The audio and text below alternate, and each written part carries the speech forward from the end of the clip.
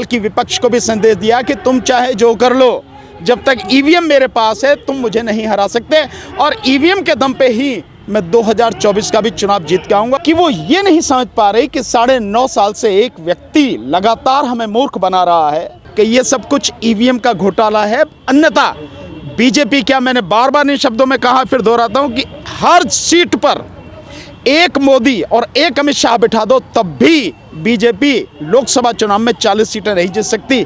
मोदी में वाकई में दम है। एक बार ईवीएम के बिना, मैं खुली चुनौती दे रहा हूं, एक बार ईवीएम के बिना बैलेट पेपर से चुनाव करा के देगा, अगर मोदी की भी जमानत जब्त ना हो जाए। ऐसे ऐसे नेताओं के बयान आए हैं ईवीएम को लेकर, अब आपका इस पर क्या कहना है? देखिए, आज सबसे पहले क्योंकि 6 दिसंबर है, बोधिसत्व बाबा साहब डॉक्टर भीमराव अंबेडकर जी की पुण्यतिथि है, उनका महापरिनिर्वाण दिवस है। तो सबसे पहले मैं अपनी तरफ से, हमारी पार्टी संगठन की तरफ से बाबा साहब के चरणों में कोटि कोटि नमन करता हूं। और अब इसके बाद जो आपने सवाल किया है कि ईवीएम के विषय में,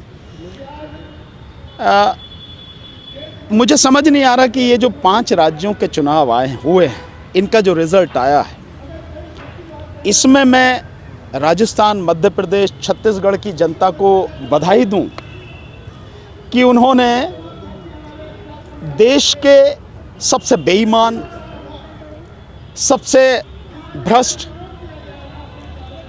और एक नंबर झूठे व्यक्ति पर, प्रधानमंत्री पर, उसकी गारंटी पर भरोसा किया है। इसकी बधाई दूं क्या मैं? यह कुछ कहानी कुछ और है। मुझे नहीं लगता कि जनता इतनी नासमझ है कि वो ये नहीं समझ पा रही कि 9.5 साल से एक व्यक्ति लगातार हमें मूर्ख बना रहा है। देने के नाम पे सिवाय भीख देने के और कुछ भी नहीं है। 5 किलो अनाज के अलावा और कुछ नहीं है। केवल लोगों को मूर्ख बनाया जा रहा है। उनको रोजगार नहीं है, महंगाई पर कोई कंट्रोल नहीं है, महिलाओं की कोई सुरक्षा नहीं है, किसानों की स्थिति में कोई सुधार नहीं, उनकी आय दुगनी नहीं हुई। सब लोगों को घर की बात थी, उन्हें पक्का मकान नहीं मिला, कोई भी स्मार्ट सिटी नहीं बना। ये सारी चीज़ें सबके सामने हैं, सब कुछ झूठ। उसके बावजूद भी लोग उस पर विश्वास करके उसको वोट देंगे, जिताएंगे। ऐसा है नहीं, सच ही नहीं। सच वही है हम जो लगातार बार बार कह रहे हैं कि ये सब ईवीएम का घोटाला है। पर दिक्कत ये है कि अगर कोई स्थापित नेता या एमपी, ये जो पार्टियां सत्ता में रही हैं या विपक्ष में रही हैं, उनका कोई व्यक्ति, कोई नेता बोलता है तो तब लोगों को लगता है हाँ यार ईवीएम में कुछ गड़बड़ी है। और हम लगातार 2019 से ईवीएम के खिलाफ आवाज़ उठा रहे हैं, बता रहे हैं लोगों को कि ये सब कुछ ईवीएम का घोटाला है। अन्यथा बीजेपी, क्या मैंने बार बार इन शब्दों में कहा, फिर दोहराता हूं कि हर सीट पर एक मोदी और एक अमित शाह बिठा दो तब भी बीजेपी लोकसभा चुनाव में 40 सीटें नहीं जीत सकती। विधानसभा में तो सुपड़ा ही साफ होगा। लेकिन बावजूद उसके बीजेपी जीत के आ रही है। तो ईवीएम की ही सारी की सारी ये मैनिपुलेशन है और कुछ नहीं है। अब लोग कहने लगे हैं, माननीय अखिलेश जी ने भी कहा है, उधर दिग्विजय सिंह ने भी कहा है, और भी लोग बोल रहे हैं। लेकिन बात ये है ना कि जब आप लोग हारते हैं तभी क्यों रोकते हैं? हमने तो कब कहा हारते हैं हम?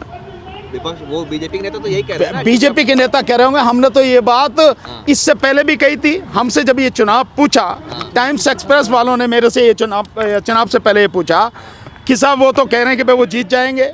मैंने तो बहुत स्पष्ट रूप से कहा कि जीत तो केवल ईवीएम से ही सकते हैं, अन्यथा चारों राज्यों में छत्तीसगढ़, राजस्थान, मध्य प्रदेश और तेलंगाना में कांग्रेस की ही सरकार बनेगी। मैंने तो तब भी कहा था। तेलंगाना कैसे जीत गया? हाँ ठीक है, तेलंगाना जीत गया, कोई फर्क नहीं पड़ता, इससे क्या फर्क पड़ गया। लेकिन जो ये 3 राज्य बहुत महत्वपूर्ण और जिनके माध्यम से मोदी ने संदेश दिया है, न केवल बीजेपी के अपने लोगों को संदेश दिया है, बल्कि विपक्ष को भी संदेश दिया कि तुम चाहे जो कर लो, जब तक ईवीएम मेरे पास है तुम मुझे नहीं हरा सकते, और ईवीएम के दम पे ही मैं 2024 का भी चुनाव जीत के आऊंगा, और उसके बाद इस देश में हिंदू राष्ट्र की घोषणा करके 2025 में कहानी खत्म करनी है। सर, संजय राउत ने चैलेंज दे दिया है कि बैलेट पेपर से एक बार चुनाव कर देखिए। चैलेंज से क्या मतलब है? नहीं, संजय राउत तो अब दे रहे चैलेंज। हमने तो पहले कहा है कि अगर मोदी को अपनी विश्वसनीयता पर अपनी ख्याति पर इतना विश्वास है कि लोग 60% 70% उसके मुरीद हैं, उसको चाहते हैं। एक बार बैलेट पेपर से फ्री फेयर एंड ट्रांसपेरेंट चुनाव करा के देख लो, एक बार सिर्फ बैलेट पेपर से। जिंदगी भर के लिए राजनीति छोड़ दूंगा मैं, जिंदगी भर के लिए। और मैं दावा करता हूं कि ये 2024 का चुनाव आ रहा है, इसी में करके देख लो।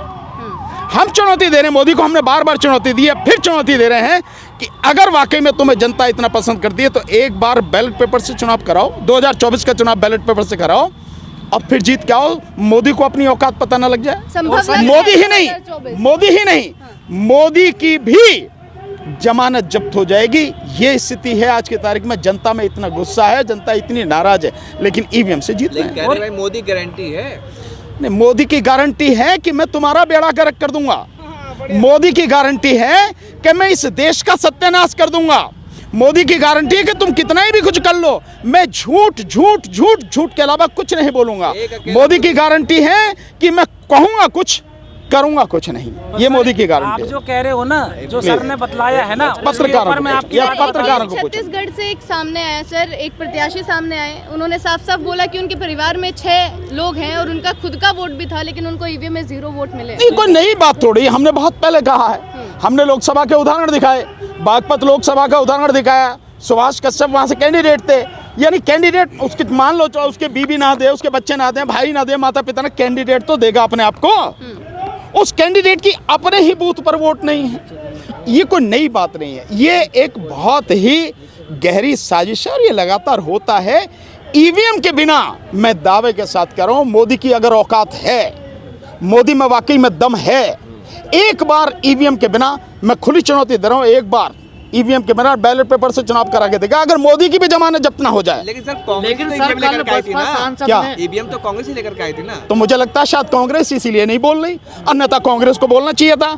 अभी एक इंटरव्यू मैंने देखा, वो इंटरव्यू था सैम पित्रोदा जी का, जो यहाँ पे आईटी के विषय में वाकई में जो टेलीकम्युनिकेशन यूँ कहो कि जो आज़ादी एक तरह उसकी जो है मतलब बहुत बड़ी स्थापना की, कंप्यूटर वगैरह सब कुछ लेके आए, डिजिटल जो माध्यम है उसके लिए उनको बहुत श्रेय जाता है, इसमें कोई शक नहीं है। राजीव गांधी के समय जो है सैम पित्रोदा जी लिए, सैम पित्रोदा का एक 4 PM के जो साथी हैं संजय शर्मा जी, उन्होंने इंटरव्यू लिया, उसमें उन्होंने ईवीएम का सवाल पूछा। तो सैम पित्रोदा कहते हैं कि राहुल गांधी को पता है ईवीएम के विषय में, सब मालूम है। तो ये पूछा कि फिर बोलते क्यों नहीं है, कि भाई ये नहीं मैं जानता, बोलते नहीं, फिर एक दिन तो बोलेंगे, लेकिन उन्हें सब पता है। पर राहुल गांधी अगर अभी भी नहीं बोल रहे हैं ईवीएम के विषय में, अगर अभी भी जन आंदोलन खड़ा नहीं कर रहे हैं, या बाकी और भी जो पार्टियों के नेता हैं वो ईवीएम को जन आंदोलन के रूप में लेकर नहीं चलेंगे, तो बेड़ा गर्क होना निश्चित है। 2024 में सुपड़ा साफ होना, उसके बाद इस देश में चुनाव होगा नहीं। मीडिया ये कह रही है कि भाई कर्नाटक, हिमाचल, तेलंगाना सब जगह ईवीएम ठीक, जहाँ जीते तो ठीक, जहाँ हारे तो मीठा मीठा गप गप कड़ा कड़ा थू। जो सरकार के जो है दल्ले हैं, जो गुलाम हैं, उनकी बात करते हो, और किसी आदमी की बात करो, ढंग के व्यक्ति की बात करो यार। पर संसद में इस मुद्दे को उठाने नहीं दिया जा रहा सर, कल बसपा सांसद ने उठाया। इसका मतलब ये है कि जो हम बात करें ईवीएम की, उसमें सच्चाई है, तभी उसे उठाने नहीं दिया जा रहा। अगर इसमें कोई गड़बड़ी नहीं है तो ईवीएम के विषय में बोलने में दिक्कत क्या है। यही बीजेपी थी जब 2014 से पहले ईवीएम पे खूब हल्ला मचाती थी।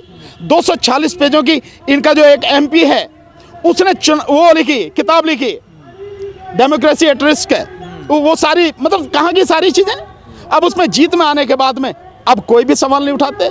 इवन लाल कृष्ण आडवाणी, उन्होंने जो ईवीएम पे सवाल उठाए, सो आज ये ईवीएम पे सवाल नहीं उठा रहे हैं। और अगर ये सब कुछ ठीक है, ईवीएम की कहीं कोई दिक्कत नहीं है, तो आप चर्चा क्यों नहीं होने देते? चाहे बीएसपी के उठा रहे हो या कोई भी व्यक्ति हो रहा है, कोई सांसद उठा रहे, तो इस पर खुली चर्चा होने दीजिए ना। और आप बताइए, और मैं बार बार सवाल पूछता हूँ, मोदी अपने आप को बहुत होशियार समझता है, मोदी को मालूम है ईवीएम कैसे काम करती है? मोदी के जितने मंत्री हैं, मोदी के जितने भी जो मतलब चापलूस हैं, इस देश की सुप्रीम कोर्ट, उस सुप्रीम कोर्ट के सारे जजेस, हाई कोर्ट के जजेस, लोअर कोर्ट के जजेस, आईएएस आईपीएस ऑफिसर्स, कलेक्टर्स, जो प्रोफेसर्स हैं, डॉक्टर्स हैं, इंजीनियर्स हैं, एक्सेप्ट सॉफ्टवेयर इंजीनियर, वकील हैं, पढ़े लिखे हैं, पीएचडी किए हुए हैं, ये सारे के सारे बताएं, इनमें से कोई जानता है कि ईवीएम कैसे काम करती है? मैं बार बार ये सवाल पूछता हूँ, किसी के पास इसका जवाब नहीं। जवाब केवल ये कि नहीं, हम नहीं जानते साहब। अबे तो डूब के मर जाना चाहिए सब लोगों को कि जिस देश में डेमोक्रेसी के नाम पे 99% से ज़्यादा जो मतदाता हैं उनको ये पता नहीं है कि जिस माध्यम से चुनाव हो रहा है वो कैसे काम करता है। रास्ता क्या है? फिर भी रास्ता सिंपल ये है, जब दुनिया के बड़े बड़े ताकतवर देश, बड़े बड़े समृद्ध देश एजुकेशन में हमसे कहीं ज़्यादा आगे, व्यापार में हमसे कहीं ज़्यादा ताकतवर देश हैं, जिन्होंने ईवीएम का निर्माण किया वो ईवीएम को छोड़ चुके हैं। तुम क्यों पकड़े हुए हो? ईवीएम को खत्म करो, बैलेट पेपर से चुनाव करो, और चुनाव आयोग की जिम्मेदारी है कि निष्पक्ष, पारदर्शी और स्वतंत्र चुनाव कराए। एक बार ये चुनाव करा लो, ये धरती से ही मिट जाएंगे बीजेपी वाले। मैं आप बात बता रहा हूँ, 40 सीटें नहीं आ पाएंगी, 40 सीटें। 2024 में ऐसे कुछ संभव लग रहा है? देखिए, हम नहीं जानते कि संभव क्या है क्या नहीं है, होने को तो कुछ भी हो सकता है, लेकिन हम लोग ईवीएम के खिलाफ अब आंदोलन शुरू करने जा रहे हैं। 11 तारीख को आप सारे मीडिया के साथी, मैं आपको सबको इनवाइट कर रहा हूँ। 11 तारीख को 1 बजे जो मेरा ऑफिस है राजेंद्र नगर गाजियाबाद में, मैं वहाँ पर ईवीएम का आंदोलन कैसे हम शुरू करेंगे, कब तक होगा, एक अंतिम लड़ाई पूरे देश में हम लड़ने की उस दिन बाकायदा पूरी घोषणा करेंगे कि कैसे कैसे आंदोलन चलेगा। मैं आप सारे साथियों को इनवाइट कर रहा हूँ, लड़ेंगे हम नहीं जानते कि क्या हाल होगा, जीतेंगे नहीं जीतेंगे, क्या स्थिति होगी, पर पूरे आंदोलन की उस दिन घोषणा होगी। आप सारे साथियों से निवेदन है, आप उस दिन आइए, अपने और भी जो साथी मीडिया के साथी उन्हें लेकर आइए। 1 बजे संडे का दिन है, 11 दिसंबर, उस दिन हम लोग आंदोलन शुरू कर रहे हैं। ये बड़े बड़े नेता, बड़ी बड़ी पार्टियां करें या ना करें, लेकिन हम लोग आंदोलन शुरू करें। नेशनल दस्तक की आपसे गुजारिश है कि अगर इसको बचाना चाहते हैं तो नेशनल दस्तक को सब्सक्राइब करने के लिए रेड कलर के सब्सक्राइब बटन को दबाएं, फिर बेल आइकन की घंटी दबाएं। नेशनल दस्तक को बचाने के लिए बहुत जरूरी है कि हर खबर को शेयर करें, लाइक करें, कमेंट जरूर करें।